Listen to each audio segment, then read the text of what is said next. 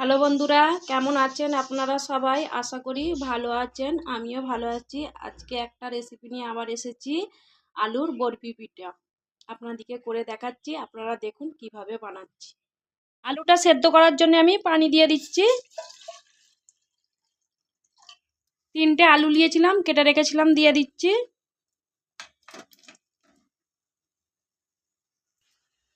চাপা দিয়ে আমি 10-15 মিনিটের জন্য সেদ্ধ করে নিচ্ছি। 10 মিনিট আমার হয়ে গেছে, আমি দেখে নিচ্ছি ঢাকনাটা খুলে আলুটা আমার সেদ্ধ হয়েছে কি হয় না।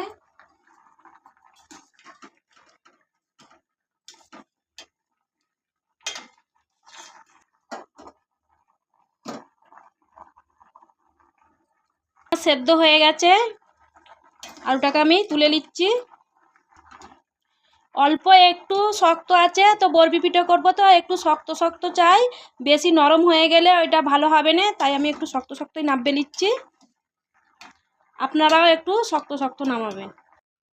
আলুটাকে আমি এইভাবে ভেঙে দিচ্ছি। আলুটা আমার মাখানা হয়ে গেছে, এতে এবার আমি এই বাটারটা ঘষে দিয়ে দিচ্ছি।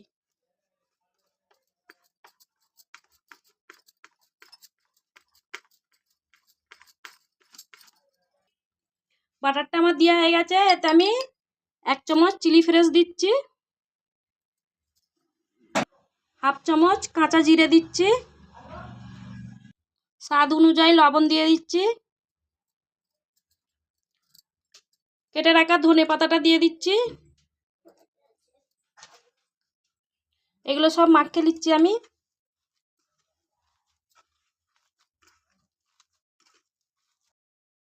2 চামচ আমি ময়দা অ্যাড করছি। ময়দাটা দিয়ে আমি ভালো করে মাখিয়ে নিচ্ছি।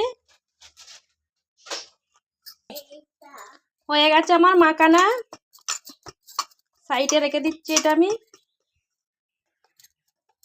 এটাকে আমি 2 ভাগ করে নিচ্ছি আলু মাখানাটা।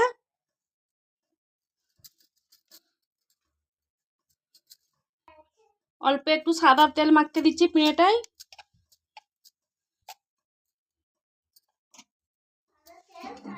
যাবে, তাই আমি এটাকে হাতে করে সুন্দর করে এইভাবে বানিয়ে নিচ্ছি।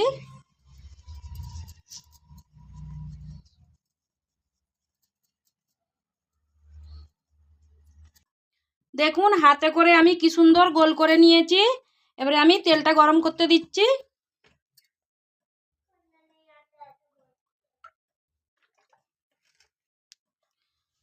আমি এইভাবে কেটে নিচ্ছি বরফি স্টাইলে।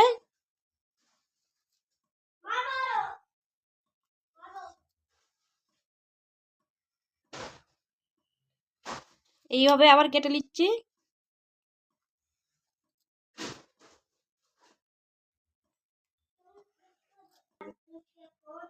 দেখুন আমি বরফি স্টাইলে কাটা হয়ে গেছে আমার।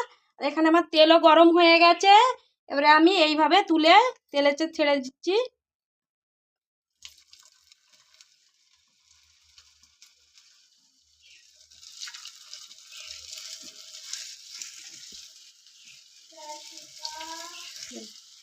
দেখুন কত সুন্দর উঠে যাচ্ছে।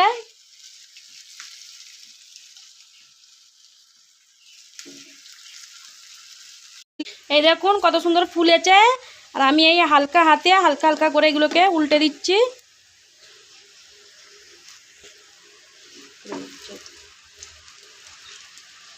এই দেখুন একটা একটা করে আমি উল্টে দিচ্ছি।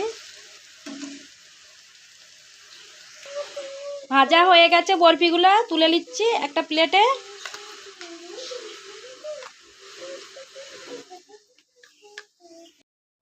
দেখুন বন্ধুরা কত সুন্দর মুচমুচে হয়েছে, কত ভালো লাগছে। এটা আমার নতুন রেসিপি, আমি কখনো বানাইনি, এই প্রথম বানিয়েছি। তো আপনারাও এইভাবে বানিয়ে খাবেন। আর এরকম নতুন নতুন রেসিপি পাওয়ার জন্যে আমার চ্যানেলটাকে সাবস্ক্রাইব করবেন, লাইক করবেন, শেয়ার করবেন, কমেন্ট করবেন। ধন্যবাদ, বাই।